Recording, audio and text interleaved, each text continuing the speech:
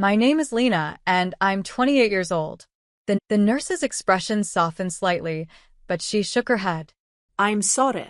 There's nothing here. Are you sure they said St. Jude's? Before I could answer, a man in scrubs walked past. He wasn't rushing like the others, wasn't carrying anything, and he wasn't wearing an ID badge. As he passed, his eyes met mine for just a split second, a look that sent ice through my veins. Recognition? Warning? I couldn't tell. Then he was gone, disappearing down a corridor to the left. Ma'am? The receptionist was still talking. Would you like me to check? Room 204, I blurted out. Where is it? She blinked. That's on the second floor, but without a patient name, I can't. I was already moving, following the signs to the elevators. Behind me, the receptionist called something about visitor protocols, but I didn't stop. Couldn't stop. Nothing made sense, but every instinct I had screamed that Aaron was here, somewhere in this building, and I needed to find him. The elevator took forever. I watched the numbers climb, 1, 2, and burst out the moment the doors opened wide enough. The second floor was quieter than the emergency ward, but just as bright. Room after room lined the corridor, most with their doors closed. I read the numbers as I passed. 201, 203, 205. Excuse me. I spun around. A young nurse stood behind me, pale and wide-eyed. She couldn't have been older than 25, with blonde hair pulled back in a messy ponytail. She glanced nervously at something over my shoulder, a security camera, I realized, mounted in the corner of the ceiling. You're looking for your husband, she whispered, grabbing my wrist. Her hand was cold and trembling. If you love him, don't let them see you here. What? Who? What are you talking about? She didn't answer, just pulled me toward room 206. This way. Quickly. The room was empty. Completely empty. The bed had been freshly made with crisp white sheets, and all the monitors were unplugged, their dark screens reflecting nothing. It looked like no one had been here at all. I don't understand, I said, turning to the nurse. Where is he? Where's Aaron? She was staring at the camera again, her jaw tight. They're moving him to another floor. Just wait here. Don't move. What floor? Who's moving him? Why won't anyone tell me what's? But she was already backing toward the door, shaking her head. Just wait. Alone in the sterile room, I felt panic rising in my chest like water filling my lungs. This was wrong. All of it was wrong. The empty room, the missing records, the nurse's terrified eyes, that man in scrubs without a badge. I moved to the window that looked out into the hallway and peered through the narrow glass panel into the next room. What I saw made my blood turn to ice. The man I'd seen earlier, the one without an ID badge, stood beside a hospital bed. A patient lay there, surrounded by machines, for lines running into both arms. The man held a syringe filled with something dark and viscous. As I watched, he leaned over and injected it directly into the foreline. The patient's face turned toward the window. It was Aaron, my husband, my Aaron, who'd kissed me goodbye that morning before heading to work. Aaron, who'd texted me at lunch about picking up Thai food for dinner. Aaron, who should have been home hours ago, who I'd assumed was working late again, who I'd fallen asleep waiting for. I gasped, my hand flying to my mouth to stifle the sound. Before I could move, before I could scream or run or do anything, a hand clamped over my mouth from behind. Don't. It was the young nurse again, yanking me back from the window. He's not supposed to be alive. She dragged me down the hallway, through a door marked staff only, into what appeared to be a supply closet. She locked the door behind us and turned on a small pen light, illuminating boxes of gauze, syringes, and medical supplies. What the hell is going on? I demanded, my voice shaking. That's my husband. That man was injecting something into his fore. We need to call security, we need to. Security won't help you, she interrupted. They're part of it. Part of what? She looked at me for a long moment, her eyes glistening with tears in the dim light. My name is Carla. Carla Evans. I'm a nurse here, but I've been hiding things. Patient files. Recording things I'm not supposed to see.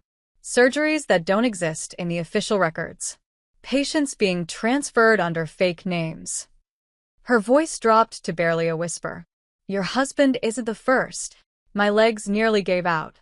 I grabbed the edge of a metal shelf to steady myself. I don't understand. Why would anyone? Carla reached into her scrubs pocket and pulled out something wrapped in gauze. When she unwrapped it, I saw a small flash drive. Everything you need is in here, she said, pressing it into my palm. Patient records, video footage, names. But if they catch you with it. She didn't finish the sentence. She didn't need to. On a small monitor mounted near the door, apparently showing security camera feeds, I watched two orderlies enter the room where I'd seen Aaron. They moved efficiently, disconnecting the machines, wheeling the bed toward the door. Within seconds, the room was empty again, as if he'd never been there at all. Where are they taking him? My voice came out as a strangled whisper. Carla hesitated, glancing at the security feed. Underground. Basement level 3. It's restricted access. No visitors allowed. Most staff don't even know it exists. Through the crack in the door, I saw two men in gray lab coats walking past. One carried a small cooler box marked with a red biohazard symbol. They were talking in low voices, laughing about something. The casual way they moved made my skin crawl. Listen to me carefully, Carla said, gripping my shoulders. If you hear the words Phase 7, you run. Don't look back. Don't ask questions. Just run. Do you understand? Phase 7? What is that? Promise me. I promise, but I have to go before someone notices I'm gone. She moved toward the door, then paused. There's a back stairwell at the end of this corridor. Take it down, not up. And whatever you do, don't trust the elevators. They monitor everything. Then she was gone, slipping out into the hallway and disappearing around a corner. I stood alone in the dark closet, clutching the flash drive like a lifeline. My mind raced, trying to piece together fragments that made no sense. Aaron in a hospital bed. Illegal surgeries. Fake names. Basement level 3. Phase 7. What had my husband gotten involved in? I knew I should call the police. Should call someone in authority who could make sense of this nightmare. But Carla's words echoed in my head. Security won't help you. They're part of it. I had to find out what was on this flash drive. Had to understand what I was dealing with before I did anything else. Slipping out of the closet, I made my way down the hallway toward the nurse's station. It was temporarily empty, the nurse probably responding to a call. I ducked behind the desk and quickly logged into the computer using the password I could see written on a sticky note attached to the monitor. Hospital security at its finest. I typed Aaron's name into the patient database. No results found. I tried his social security number, his date of birth. Every piece of identifying information I could think of. Nothing. It was as if Aaron Moore had never existed. No, that wasn't quite right. It was as if every trace of him had been deliberately erased. My hands shook as I ejected the flash drive from my pocket and plugged it into the computer. A folder opened, filled with subfolders, patient records, video files, financial documents, Phase 7 project files. I clicked on patient records. The first file that opened made my stomach drop. It was a medical chart for someone named subject number 18. No real name, just a number. Male, age 31, admitted 3 months ago with severe internal injuries from a car accident. The notes detailed a series of experimental procedures, something about cellular regeneration and synthetic blood trials. The final entry, dated 2 weeks ago. Subject expired during transfusion. Remains disposed of via standard protocol. I scrolled through more files. Subject number 19. Subject number 20. Subject number 21. All similar stories. All ending the same way. Expired, disposed of, forgotten. Then I found it. Subject number 23. Admitted 1 week ago. Male. Age 28. No name, but the admission date matched the day Aaron had called me saying he'd been in a minor fender bender and was getting checked out at urgent care, just to be safe. He'd never come home that night. When I'd called him, He texted back saying they wanted to keep him overnight for observation, that he'd be home in the morning. But morning had come and gone. And then another. And another. Each time I'd called, he'd had a reason. More tests. A complication. Nothing serious, he'd assured me. Just being thorough. I believed him. Why wouldn't I? Aaron had never lied to me before. Or had he? Footsteps echoed down the hallway. I yanked out the flash drive and shoved it in my pocket just as two security guards rounded the corner. Their eyes locked on me immediately. "Ma'am, you're not authorized to be behind that desk," one of them said, his hand moving to something on his belt. A radio? A weapon? I didn't wait to find out. I ran. Behind me, I heard one of them shout into his radio. "Visitor in Ward C. Detain immediately." The back stairwell Carla had mentioned loomed ahead. I hit the door at full speed, bursting into a concrete stairwell that smelled like mold and old cigarettes. "Down," she'd said. "Not up." I took the stairs two at a time, my footsteps echoing off the walls. Above me, I heard the door crash open, heard heavy boots pounding down after me. "Stop." Hospital security. I didn't stop. Couldn't stop. I passed the first floor, then kept going. Basement level 1. Basement level 2. The stairs ended at a heavy metal door marked Basement level 3. Authorized personnel only. I grabbed the handle and pulled. Locked. The footsteps were getting closer. I could hear their radios crackling, more voices joining the chase. Any second now they'd round the corner and see me trapped here like a rat in a maze. I remembered the keycard Carla had been holding. Hospital staff used them to access restricted areas. But I didn't have one. I had nothing except... Wait. I pulled out the flash drive and examined it more closely. There was something else wrapped in the gauze with it. A small white card with a magnetic stripe. Carla had given me a keycard. I swiped it through the reader beside the door. For a heart-stopping moment, nothing happened. Then beep. A green light. The magnetic lock clicked open. I slipped through and pulled the door shut behind me just as the security guards reached the landing. I heard them trying the handle, heard muffled cursing, heard one of them radio for someone with override access. But I was already moving down the corridor, swallowed by the darkness of basement level 3. The elevator I found hidden behind a maintenance panel groaned and shuddered as it descended, the sound of grinding metal setting my teeth on edge. I'd forced the doors open with a metal clip from a first aid kit I'd found mounted on the wall, and now I stood in the cramped space, watching the numbers count down. B1, B2, B3. My phone had lost signal 2 floors ago. I was completely alone. The doors finally opened with a reluctant screech, revealing a corridor I could never have imagined existed beneath a modern hospital. Dim lights flickered along the ceiling, casting everything in a sickly yellow-green glow. The walls were painted the same institutional beige as upstairs, but down here, they were marked with scuffs and stains I didn't want to examine too closely.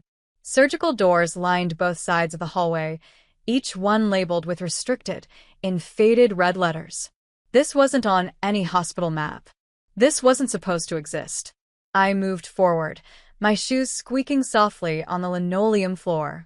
The air smelled different down here, chemical and sharp, with an underlying sweetness that made me think of decay. Somewhere in the distance, I could hear the steady beep of machines, the hiss of ventilators, the soft murmur of voices. The first door had a small window. I peered through it and immediately wished I hadn't.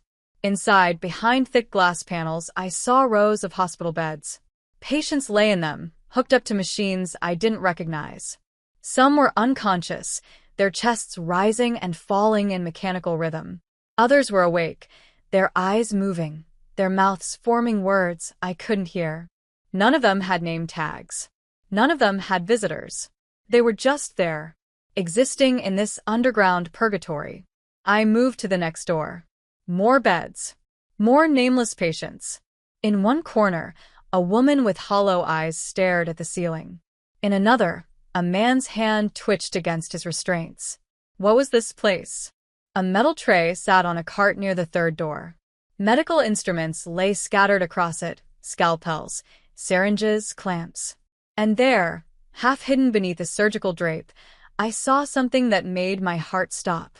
A hospital bracelet. White plastic with blue lettering. Aaron Moore. Patient number 23. The bracelet was bloodstained. The edge was torn as if it had been cut off in a hurry. Beside it lay a syringe labeled sample number 54 in neat handwriting. Lena. The voice crackled through an overhead speaker, distorted and wrong. But I'd know it anywhere. I'd heard it every day for the past 5 years, in joy and anger, in passion and comfort. Aaron. Lena, don't come closer. The speaker crackled again, and then silence. I stood frozen in the hallway, my husband's blood-stained bracelet in my hand, his voice still echoing in my ears. A siren suddenly blared to life, and red lights began flashing along the corridor. The mechanical voice of an automated system announced, "Security alert. Unauthorized access detected. Initiating lockdown protocols." I looked around frantically. The way I'd come was now blocked by a steel security door that had descended from the ceiling. The only way forward was deeper into the basement. I ran. The corridor branched, and I chose left at random, following the sound of machines. A laundry chute appeared in the wall, and I briefly considered hiding inside, but the thought of being trapped in there while they searched for me was too much. Lena.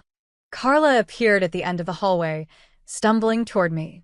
Her uniform was torn, and a bruise was already forming along her jaw. Blood trickled from her nose. "They found out I helped you," she gasped, pressing a keycard into my hand. "A different one. Silver instead of white. You need to see what they're doing. You need to understand. Carla, we need to get out of here. We need to call. No one will believe us without proof. Come on." She led me through a maze of corridors, using the keycard to open door after door. We finally stopped at one marked Research Lab 7, authorized access only. Inside was a sight from a nightmare. The lab was filled with computers, microscopes, centrifuges, and equipment I didn't recognize. But what drew my eye were the filing cabinets lining the walls and the photos spread across a massive corkboard. Photos of patients. Some conscious, some not. All of them marked with dates, numbers, and notes scrawled in medical shorthand. "Transfusion studies," Carla whispered, pointing to a file folder.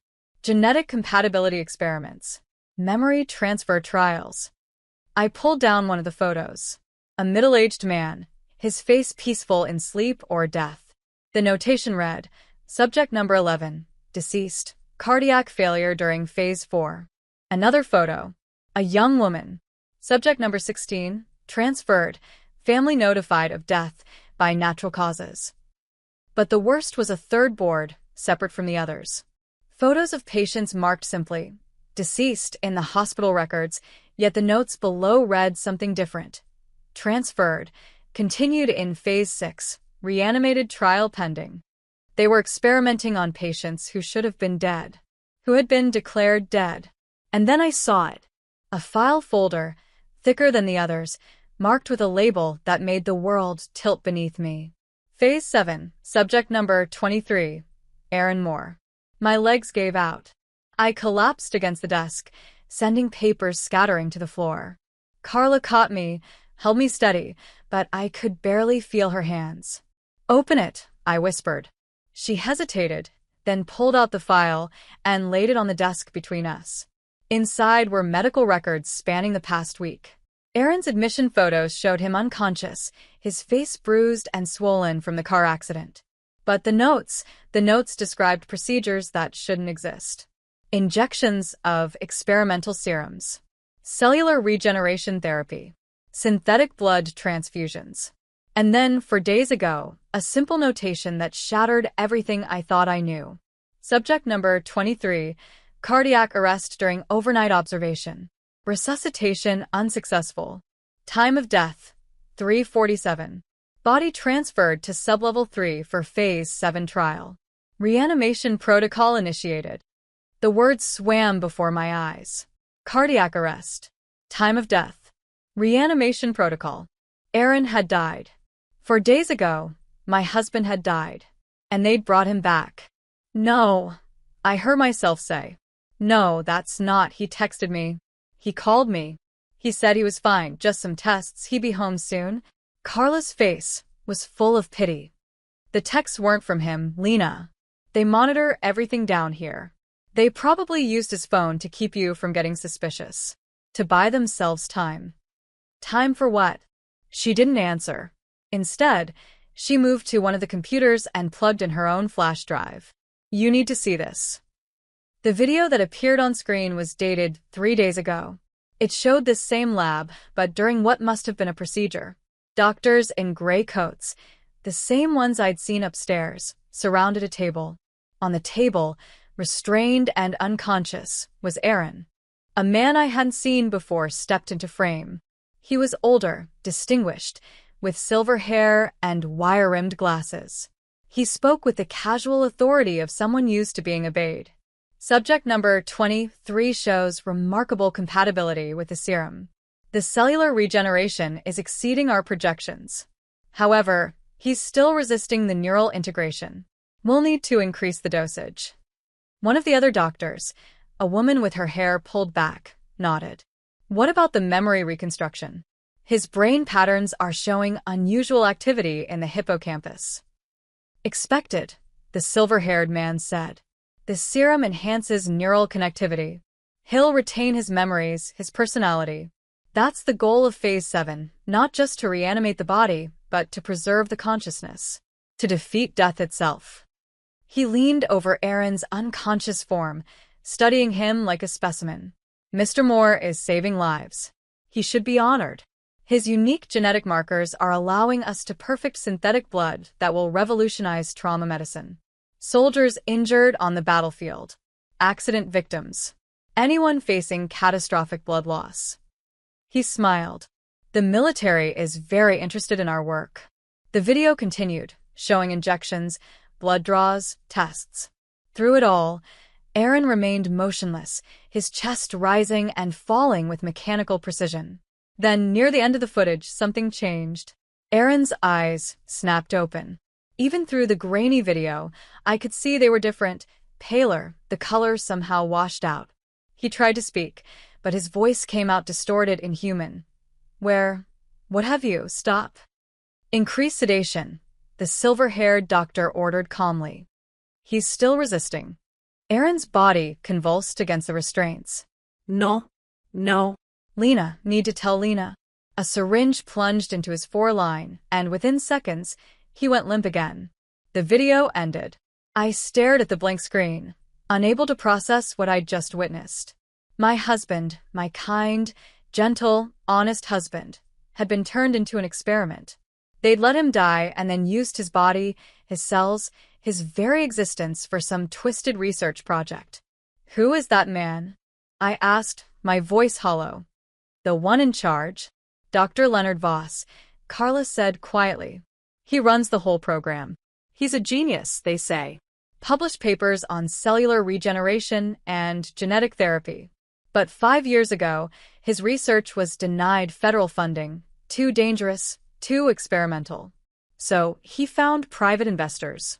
Built this facility beneath St. Jude's. The hospital administration has no idea what happens down here. But how? How can he just take patients? How has no one noticed? He's careful. He only takes patients who are dying anyway, or who have no family, or who... She trailed off, looking at me with those sad, knowing eyes. Or whose families gave consent without understanding what they were agreeing to. The memory hit me like a physical blow. 6 months ago, Aaron and I had been talking about the future.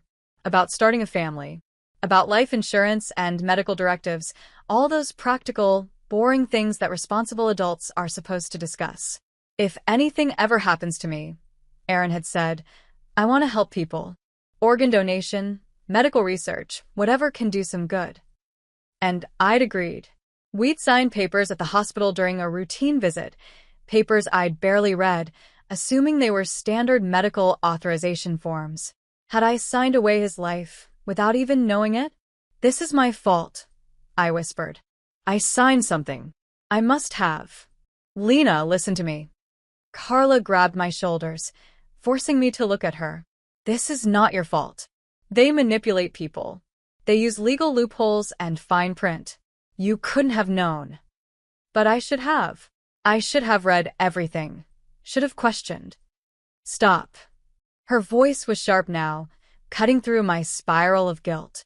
We don't have time for this. Aaron is still alive, or something close to it. And if Voss realizes you're down here, that you've seen these files, he won't let either of you leave. She was right. Whatever I'd done or failed to do, I couldn't change it now. But maybe I could still save Aaron. Or, at least understand what he'd become. Where is he?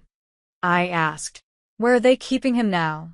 Carla pulled up a schematic of the basement on the computer, a map that showed dozens of rooms and corridors I hadn't known existed.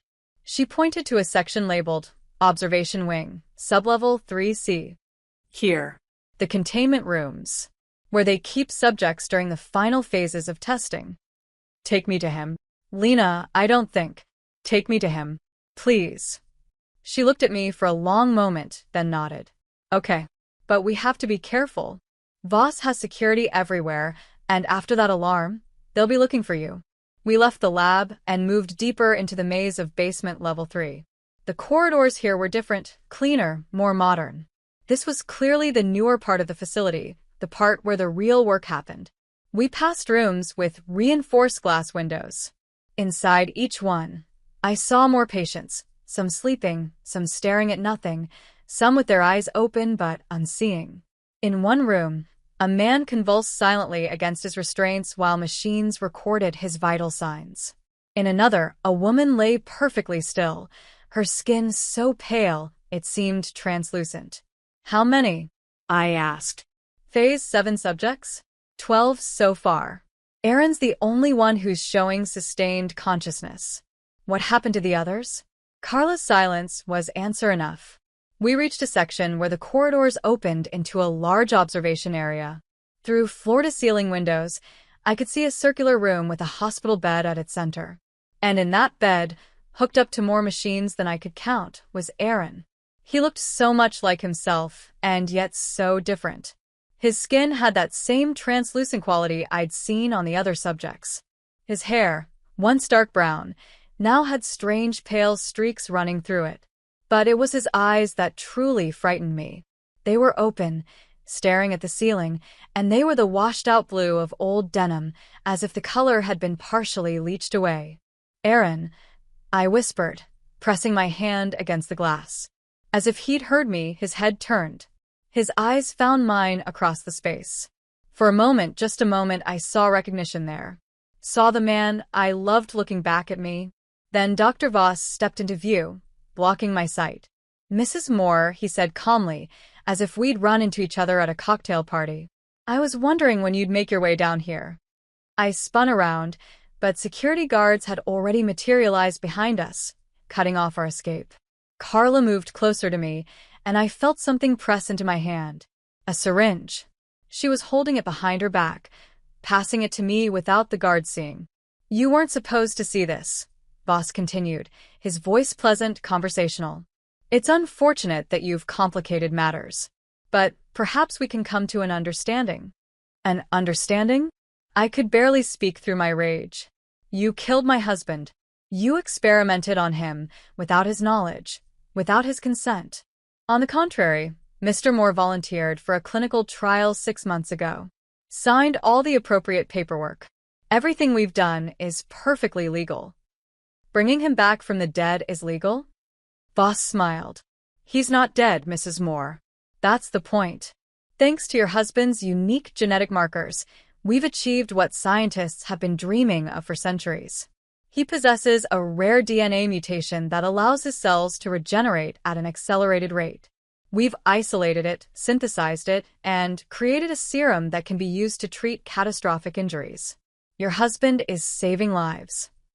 He's not a laboratory experiment, I shouted, but even as I said it, I knew how futile my words were. To Voss, that's exactly what Aaron was. Come, Voss said, gesturing to the observation window. Let me show you what your husband has become. Against my better judgment, I moved closer to the glass. Voss pressed a button on a control panel, and suddenly I could hear the inside of the containment room, The beep of machines, the hiss of oxygen, and beneath it all, a sound that might have been breathing or might have been something else entirely. Aaron. Voss spoke into a microphone. Can you hear me? Aaron's head moved slightly. His lips parted. When he spoke, his voice was raspy, distorted, as if it had to travel through water to reach us. Yes. How are you feeling? Tired. Cold. Everything distant. That's normal.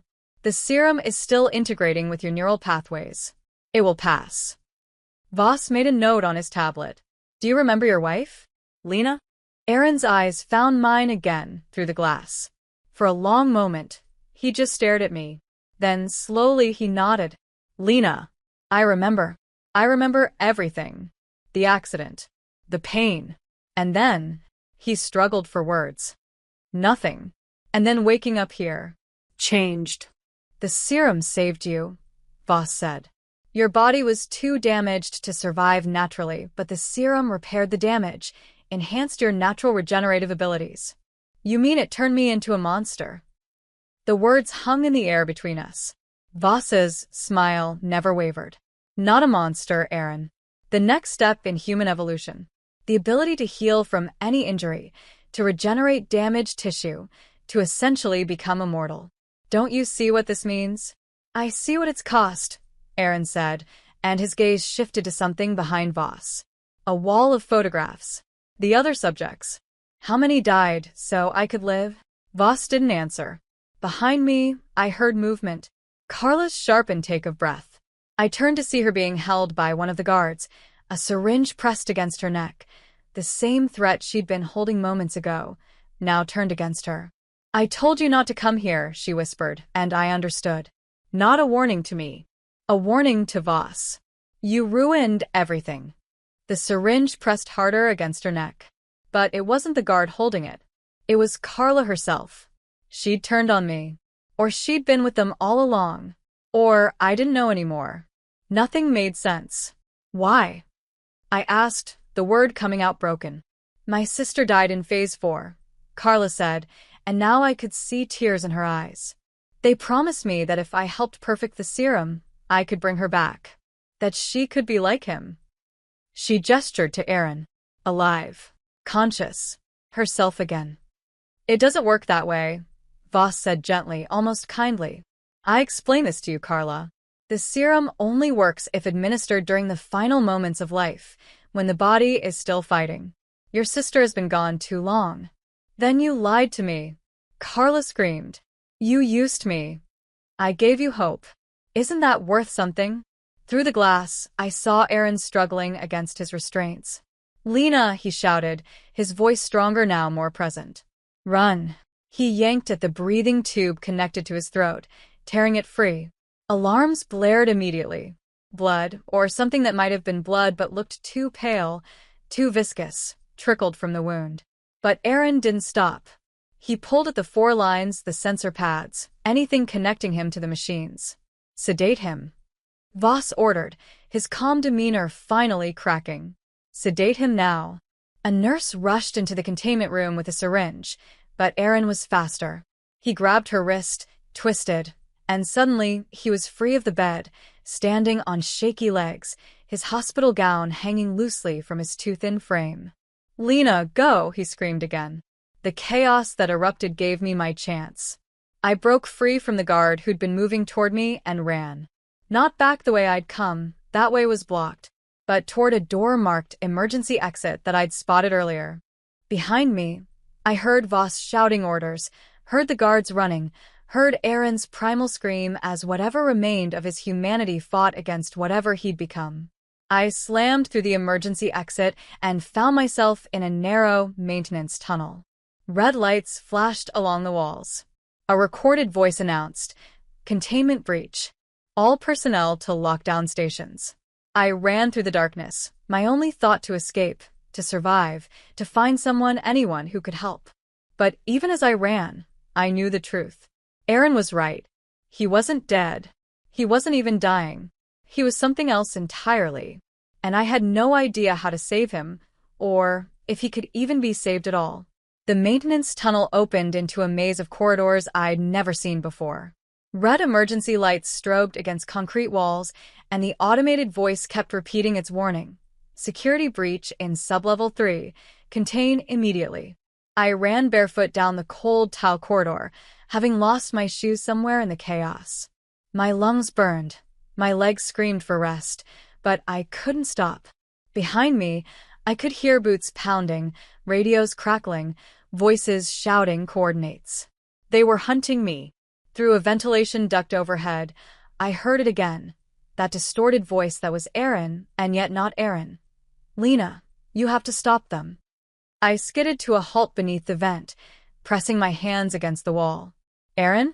Aaron, where are you? Static. Then, don't trust anything you see. The voice cut out, replaced by the mechanical hum of the ventilation system. I wanted to scream, to tear the walls apart until I found him. But footsteps were getting closer, and I had to move. I spotted a service cart ahead, loaded with medical waste bags marked for disposal. Beside it was a chute labeled biodisposal. It was my only option. I climbed onto the cart, pulled open the chute door, and slid inside before I could think better of it. The descent was terrifying, a steep metal slide that twisted through the darkness. I tumbled out at the bottom, landing hard on a concrete floor in what appeared to be an old morgue. The room was lined with body drawers, the kind you see in movies, each one labeled with faded numbers. Except some of them were moving. I scrambled backward, my heart hammering against my ribs. One of the drawers shook slightly, accompanied by a soft thumping sound from inside. Then another, and another, as if whatever was in them was trying to get out.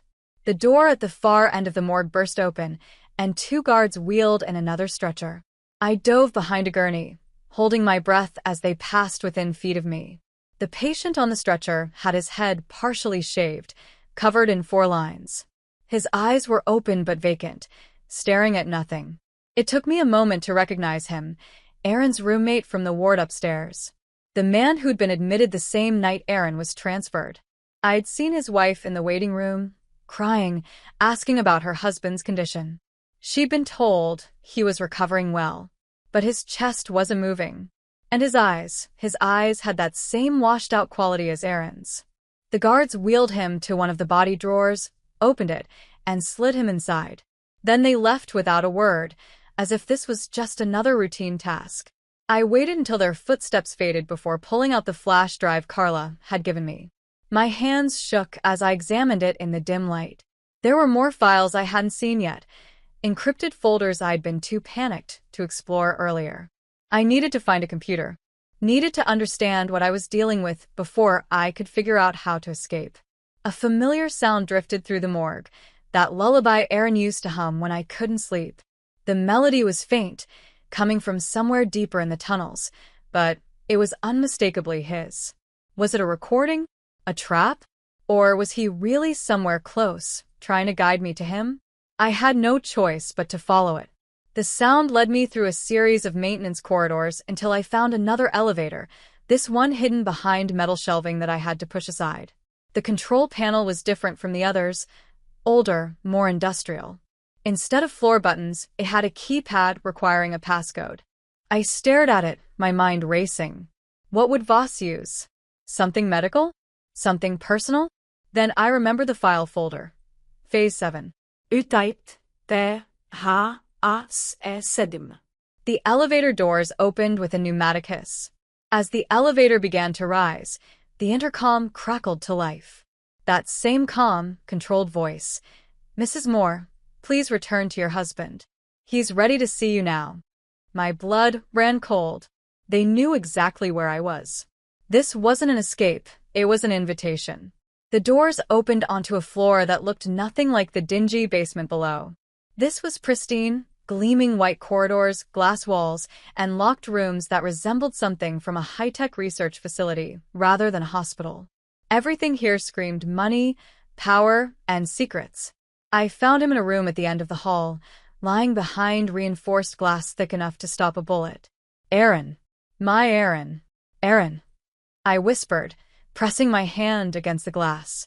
His eyes opened, those eerily pale eyes, and found me immediately. You shouldn't have come. His voice sounded slightly off, mechanical beneath the emotion, as if part of him was being processed through the machines surrounding his bed. What did they do to you? They saved me. And they didn't stop there. He sat up slowly, tubes trailing from his arms. His movements were too precise, too controlled, like a machine learning to mimic human behavior. After the car crash, I was dying. Internal bleeding, collapsed lung, shattered ribs. They gave me a choice: die in the next hour, or volunteer for an experimental treatment that might save my life. You should have called me. I would have. There wasn't time. And I thought. He laughed bitterly. I thought it was just a transfusion trial. Something to help soldiers wounded in combat. They told me I had a rare blood type, special genetic markers that could help develop synthetic blood. One treatment, they said. Then I could go home. But they kept you. They kept me because I died on that table, Lena. My heart stopped. My brain shut down. For 4 minutes and 37 seconds, I was dead. His hand moved to his chest, fingers tracing over where his heart should be beating. And then the serum brought me back. I felt tears burning in my eyes. I signed papers, Aaron. 6 months ago, we signed those medical authorization forms, and I didn't read them carefully enough. I gave them permission to stop. His voice was sharp, cutting through my guilt. This isn't your fault. They manipulate everyone, patients, families, staff. That's what they do. He pointed to a file folder on a table beside his bed. Open it. I looked around for a way into the room, but found none. The glass was seamless, unbreakable. But there was a small metal drawer built into the wall, the kind used to pass objects between isolation rooms and the outside. I pulled it open, and inside was the file folder Aaron had indicated. Inside were photographs, dozens of them. Other patients, all marked with numbers. Subject number 11, subject number 16, subject number 19. All the ones who'd come before Aaron. And beneath each photo, a single word: deceased. Every one of them died trying to be me, Aaron said quietly. They couldn't handle the serum. Their bodies rejected it, or their minds broke under the strain. I'm the only one who survived the full integration. Then we'll tell people. We'll expose what boss is doing. It won't matter. Aaron's laugh was hollow. Do you know who's funding this research? Defense contractors. Pharmaceutical companies. People with enough money and power to make problems disappear. Even if you got out, even if you went to the police, who would believe you? A grieving wife with no evidence. I have evidence.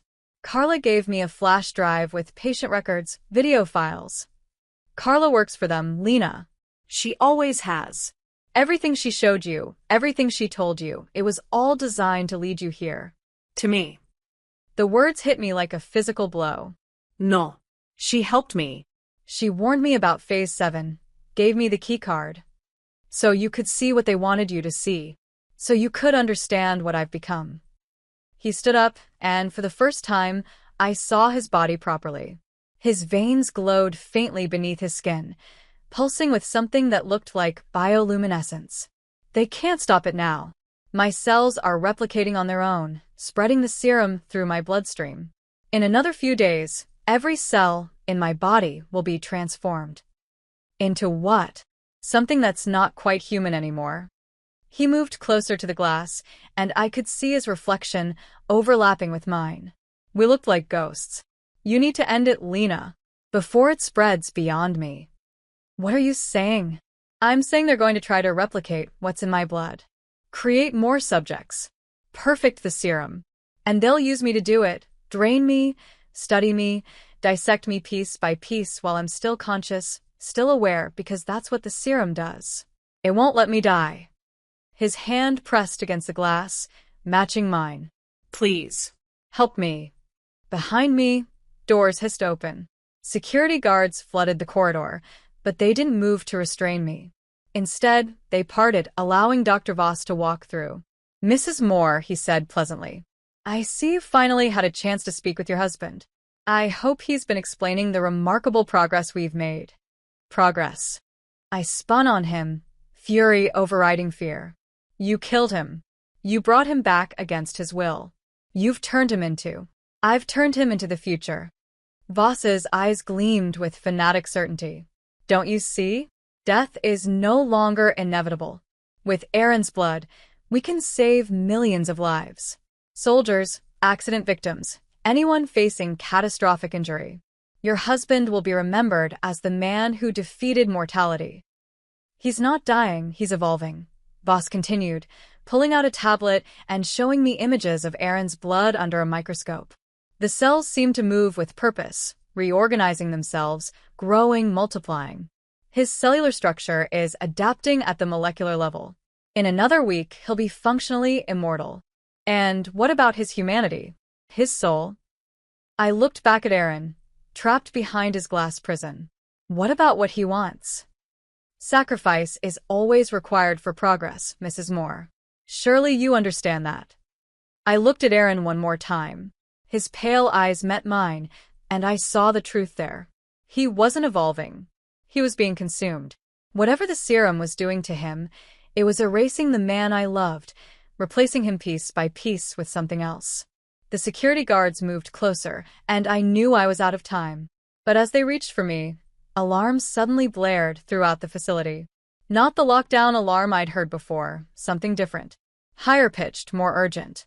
Containment failure, Sector C, the automated voice announced. Quarantine protocols initiated. Voss's face went white. That's impossible. We sealed all the chambers. An explosion rocked the building, strong enough to crack the reinforced glass of Aaron's room. The lights flickered and died, replaced by emergency red lighting. In the chaos, I saw Aaron move to the weakened glass and drive his fist through it. The glass shattered, and he climbed through, his bare feet crunching on the shards. "Lena, go!" he screamed, his voice stronger than I'd heard it since this nightmare began. I ran. Through the corridors, down staircases, following emergency exit signs. Behind me, I heard screams, felt more explosions, shaking the foundation.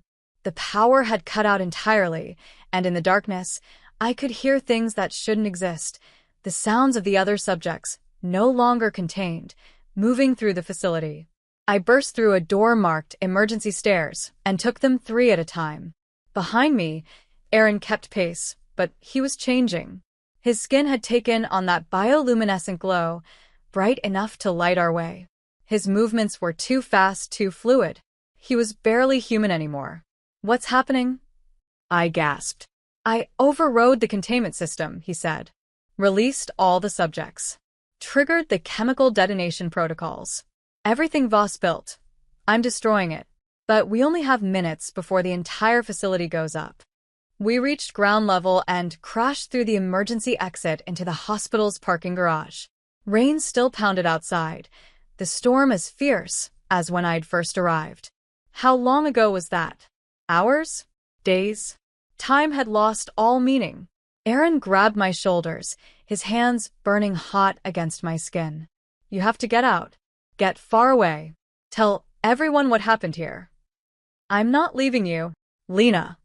His voice was gentle now, almost human again. "Look at me. Really look at me." I did.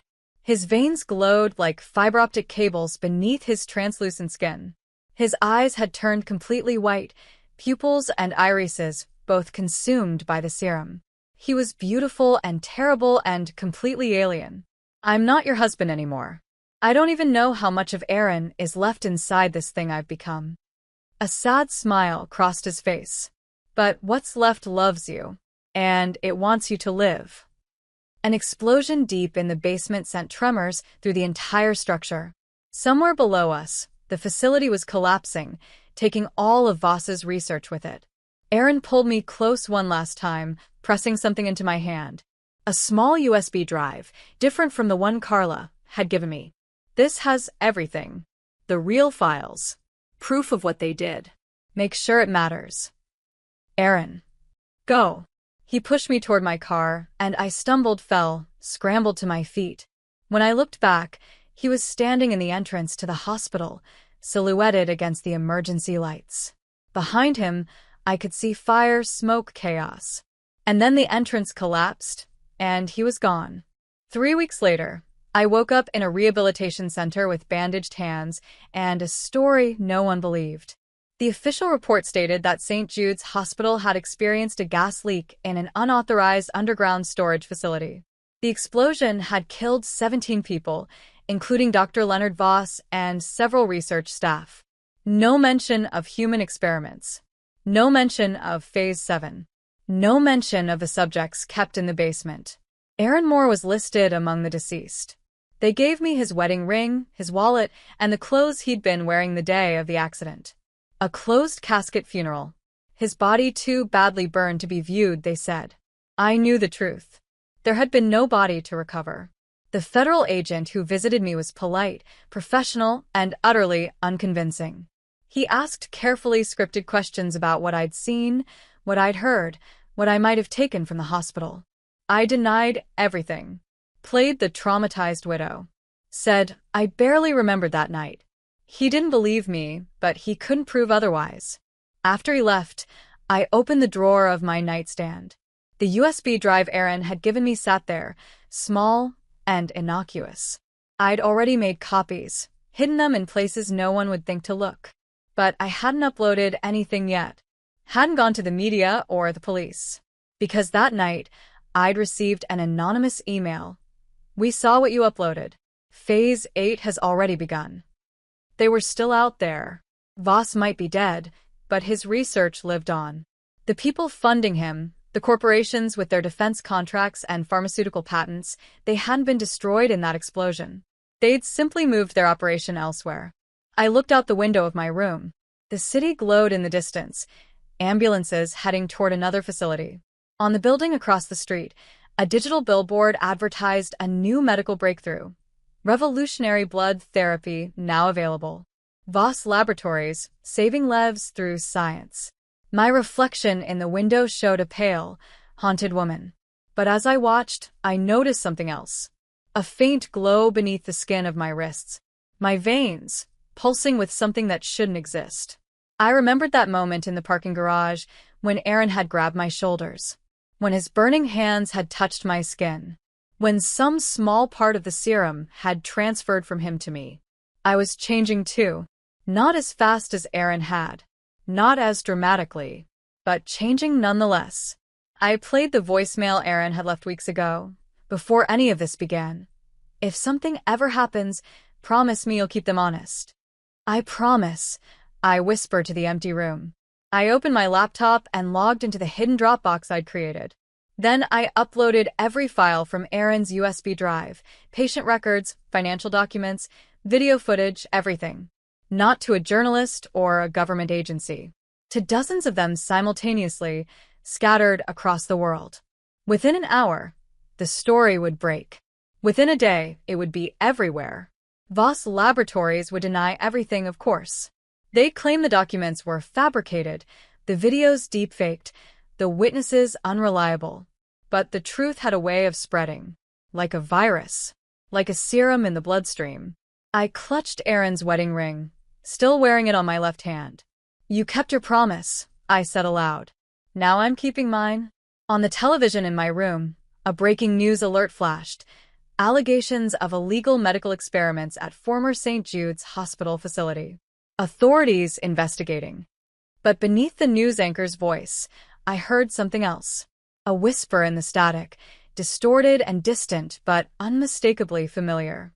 Lena. I turned up the volume, but it was gone. A glitch in the broadcast. A trick of my traumatized mind. Or something else entirely. I looked down at my hands, at the faint glow beneath my skin that grew slightly brighter each day. At the changes I could feel happening inside me, subtle now but accelerating. Aaron had warned me that the serum couldn't be stopped once it started. That it would spread, adapt, evolve. He'd tried to contain it by destroying the facility, but he'd also transferred it to me, perhaps deliberately. A failsafe. A backup. A way to ensure the truth would never die. I understood now what he'd given me. Not just evidence of what had been done to him, but the power to survive long enough to see justice done. To become unkillable, just as he had been. I was becoming the very thing I'd tried to save him from. The irony wasn't lost on me. My phone buzzed with a new email from an unknown sender. No subject line. Just a single message. Welcome to Phase 8, Mrs. Moore. We'll be in touch. I deleted it. Turned off my phone. Looked out at the city with its glowing buildings and streaming ambulances and secret laboratories hidden beneath ordinary hospitals. They thought they'd contained this, controlled it, weaponized it for profit and power. But they'd made one critical mistake. They'd made it personal. I opened the window, letting the cool night air wash over my face. Somewhere out there, Aaron might still exist, transformed, evolved, no longer human but not quite dead either. Somewhere out there, other subjects might have survived, escaped, become something new. And somewhere deep inside me, in every glowing cell of my changing body, was the key to understanding what we'd all become. I wasn't Lena Moore anymore. Not entirely. Not after tonight. I was something else. Something that couldn't be silenced or contained or erased from official records. I was the truth that survived. And I was going to make sure everyone knew it.